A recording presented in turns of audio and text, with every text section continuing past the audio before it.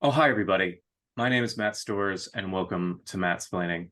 On today's episode, we have somebody on who's going to talk about their area of expertise, and I'm very excited to talk with them. Expert, please introduce yourself and tell us what you're an expert in. Yes, so I'm Darlene Hayden. My area of expertise is parenting and youth sports. Fantastic. My understanding of parenting when it comes to youth sports is that a lot of people focus on youth sports as what it teaches the children that are playing. But I think that what it really teaches is a lot of lessons to the adults.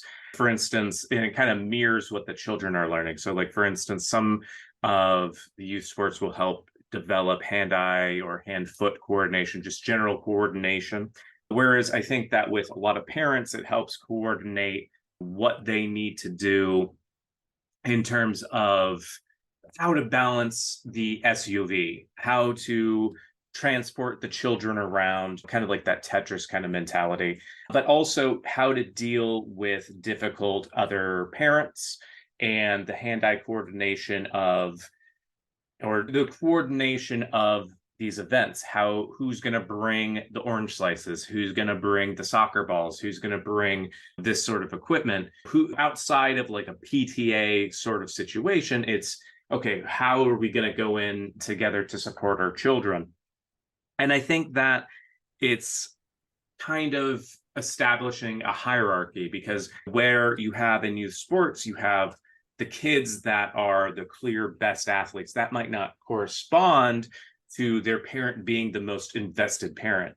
Whereas if you have a really, really invested parent, it won't matter if the kid is good, because the coaches are going to be like, well, they're the only ones that have a big enough SUV or van to transport all of the gear that we need.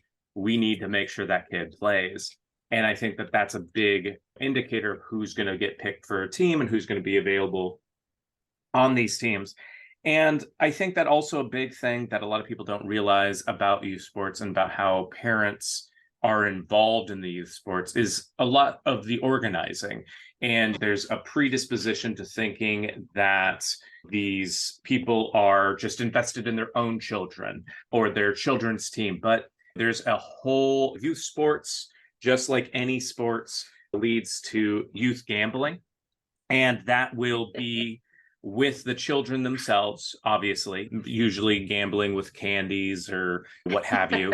Whatever they can get their hands on. Exactly. But then you also have the parents who are also gambling, and they're like, well, I'm not my significant other has told me that I'm not allowed to bet on college sports anymore. I'm not allowed to bet on professional sports anymore, but I can bet against my children's team for a couple bucks, like with a rival dad, just a friendly bet or what have you. And that's gotten a lot of people into some trouble, but like that's how the college betting and professional sports betting actually has its roots, is that it starts early with that professional gambling. And some of the best bookies are actually bookies that started as youth sports bookies, and they're just, you see them walking around, you think like, oh, that person's selling cotton candy, oh, that person's doing this, but they're actually a bookie. They got their little side hustle going on, and you can make a lot of money doing that. And it's not just coordinating who gets where, who gets picked up, who's going to bring the water, anything like that. It's also who is going to make us the most money, what rec league can we get into so we can kind of have a ringer in there, so to speak. And you bring that to fruition. Also, there's the dynamic of the kids are learning how to be working together as a team. The parents also, that coordination, that willingness to sacrifice and get things done for their children. And then also the idea of, but I frankly don't like the frustration of like, oh, my kid really likes this other kid, but I can't stand the parent. And like the kids are getting along, and like, what can you learn from the children after you realize like, oh, this parent is just dearth of emotion or dearth of interest, but your kids are really getting along. And I think that really brings together the ability of how we connect with new people, because they might not necessarily be your best friends, but you have that camaraderie that you build up somewhat like a team because you want to maintain that relationship for your children. Now, based on what you've heard so far, about how much of that would you say was accurate? I would probably say you probably hit it about 80%. Pretty good. 80%. Yeah, I Okay, would say 80%. fantastic. Yeah, so tell me about your experience with being a parent in regards to youth sports. Yeah, so I have a 7-year-old son, and he has been involved in youth sports since the age of 3. So we've definitely gotten the experience of both individual sport as well as team sport. So I've Hmm. definitely seen a lot of what you're talking about. Starting at age 3, my son started in Brazilian Jiu Jitsu, and that's something that both my husband and I had already been doing. So it was a natural, hey, we're already here. Let's get him involved. Let's see what he likes, what he doesn't like. And as a practitioner versus being the parent of a child that's doing a certain martial art, Hmm. very different, very different. My husband and I, having been in it for several years, we felt like we knew what we were doing. We're like, hey, we know what's going on. We've got experience. And then once you put yourself in the dynamic of a child doing that activity, it brings out the worst in people. Oh, I You get see. a lot, you get a lot of sideline parents that are coaching that have never done a single move a day in their life, right? So Hmm. the dynamic of understanding, and I think it's really interesting to hear you say your kids find a common ground, and then you meet parents that you're like, this is the worst experience. But the kids seem to like each other and they have something in common because they're both doing this activity together. Definitely have been around in that since Brazilian Jiu Jitsu at age 3, 4, right? So Hmm.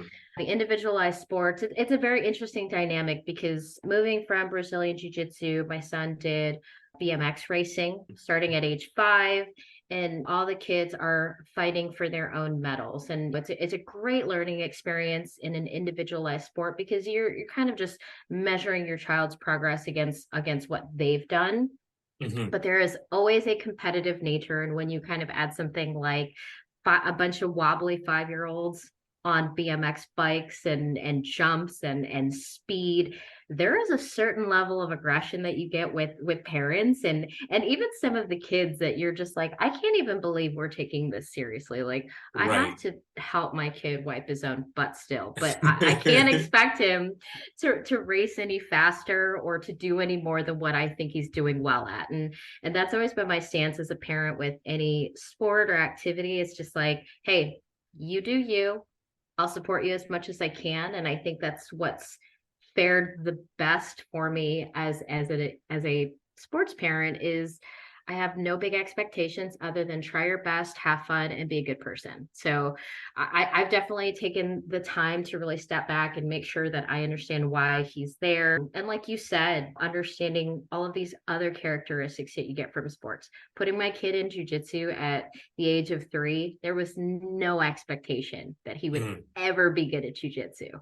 He should suck at it. He should be terrible at it. He's 3. The expectation was, hey, go out there, have fun with other kids, learn to follow directions from somebody other than me, be able to kind of follow that group dynamic.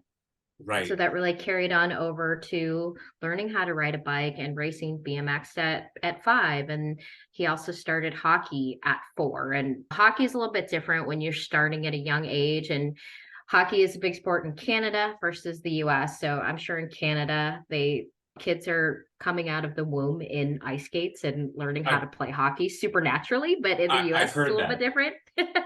Yeah. So the Canadian kids, I'm sure they are playing hockey before we even know that they're being conceived. But here, there's definitely different levels of them learning how to skate, learning how to even play hockey before they get put on teams. So my son starting hockey at age 4, he's 7 now, has been quite the tremendous journey because you watch from just being able to learn the basics of like not falling when you're on little knives attached to your little feet Right. on ice and things like that. So we've seen our share of parents that get extremely competitive even when they're 4 and 5 just learning how to ice skate. And it's really interesting because I think you definitely have gathered from a parent's perspective that it is more than just the actual sport.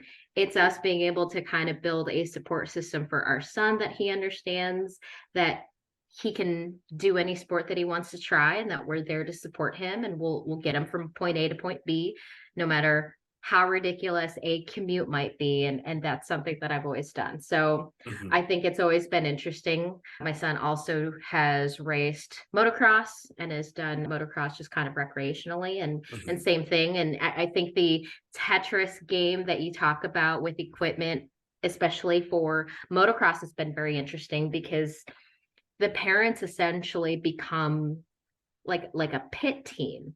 We Right. not only Tetris the equipment, gas. You're outside in the desert, being that we're in Arizona. You're in the Mhm. desert in 100-degree weather for the majority of the day. So you're also, as a family, coming up with a game plan of how do we stay hydrated, what do we eat, what do we pack, everything that we need to do. So the Tetris game is so much more than just physical equipment that you might see getting into the SUV. It's Right. how do we last around each other all day without killing each other?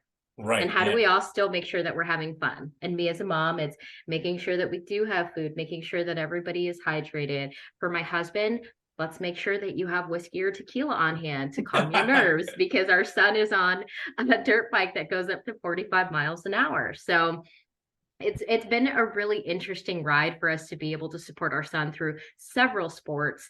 And I think that's always been the key piece, is that we've always done multiple things. We've never just done the standard, I call them standard school sports. Like, we never just said, all right, baseball, basketball, that's and football, that's what's available through school, and that's what you're going to do. We've kind of just let them try a bunch of different things. We've got a great network of people that we've met over the years that just have a lot of different experience with different sports. And we've always just been like, great, let's do it. Let's support them in a healthy manner to do this really dangerous stuff, and let him have fun and decide what he wants to do. So hockey has been really his primary sport that we've supported him on, and it's been great. He started just learning how to skate, and actually most recently he's finally just made the jump from a house team, which is just the recreational team, and he's actually just gotten his first spot on a travel team with the Junior Coyotes that we just found out this past week. And I will say that jump from house over to travel is such a challenge, navigating not only how the kids are doing tryouts, working extra hard. They're extremely skillful kids, but they're kids. They're Right. 7. Right. So it is such a challenge to make sure that they are trying their best and still having fun. You know, kids have, especially at the age of 7. So the group that they're in is 8U, 8 and under. And Mhm. the challenge you still have is you forget, like, these little people are extremely good at skating around on these sharp knives attached to their feet. They can stop, they can maneuver, they can shoot pucks, and they play very physically. You know, they're not at an age where they can check each other by any means, but it's still a very physical sport. And to be able to manage that, their expectations of what they get out of that, or help them manage their emotions, because at the end of the day it kind of sucks to get ran into the boards by a friend of yours that you've been skating with for 2 years, so Mm. the emotional management of both parents and kids is so challenging, because then you are dealing with other hockey parents, and these people are insane. Oh yeah, and absolutely. And I think that just it sounds like to some degree it's kind of a powder keg of emotions, because there's this obviously everything on the ice there, but then it's the parents being so invested. All Yeah, the time. And then you have the competition of spots on right, teams right. and everything. So it gets very competitive also with hockey. And I'll say, specific to Arizona, there is not enough ice per players registered with USA Hockey in Arizona for there to Hmm. be a lot of available ice time. So Right. hockey in the desert is just not a huge thing right now. And I think my son has a great benefit of seeing the improvement of hockey, the availability of hockey a little bit more in Arizona, but that is one of the biggest challenges, is there is not enough ice time. There are not enough spots. So even from the competitive perspective, you're competing for space for your kid just be able to practice or skate. Right. So you have clinics and all these other things that kind of come around, and it's limited availability. People are fighting for spots for their kids just to be able to skate, and they pay close to $100 an hour to be able to let their kids play or practice or do a clinic. So it also becomes a very competitive, like, financial argument, right? Like, Right. well, we can afford to do this. And something like travel hockey is extremely expensive compared to other sports because we are paying for ice time, especially in Arizona. It's 100 degrees outside. I'm Right. sure that the cost of maintaining an ice rink compared to somewhere that's already naturally cold is very difficult. So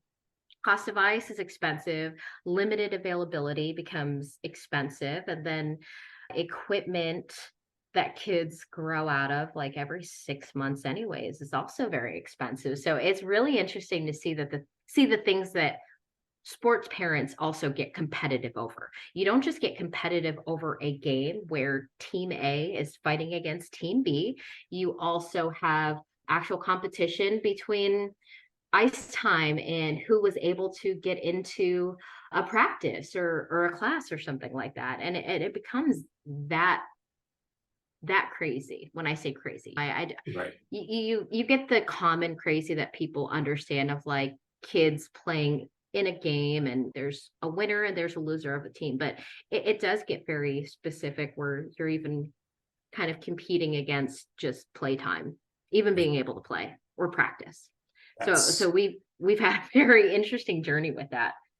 I can imagine. Darlene, this has been absolutely informative for me, and I really appreciate it. If people wanted to learn more about you Or or wanted to learn more about how to get involved in youth sports or how to best practices with being a parent in youth sports, what would you recommend?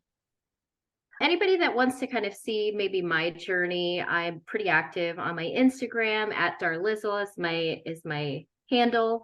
I really post a lot about what we're doing, what things my child is doing, and that's really spread out across multiple activities in sports. So feel free to give me a follow there. And then really just any local area, just to find out about any youth sports, you really just have to do the research because it's so different across every state. I might speak to Arizona specifically, but sometimes you really just have to find the facility and just see what they have available. Any ice rink will kind of have a calendar of events with different teams, different levels, and things like that. But hockey related, USA Hockey is really where you'll find the playbook for everything. That's playbook of the program, actual rules of the game of hockey, things like that. So I think that's been the most informative for me in the terms of hockey. And then any other sport that we've done, Brazilian Jiu Jitsu, motocross, things like that, you will find kind of like a national organization that really does oversee a lot of those main things. So I think as long as you can find the organization that kind of sets the rules for the main components of any competition, race, things like that for jiu-jitsu or motocross or BMX, that's really where you'll find a lot of the information. wonderful, Darlene. I really appreciate it. And this was just an absolute delight for me. So thank you very much for joining me today. I really appreciate it. Awesome. Thanks, Matt. Appreciate it. My name is Matt Storrs, and this has been Mattsplaining.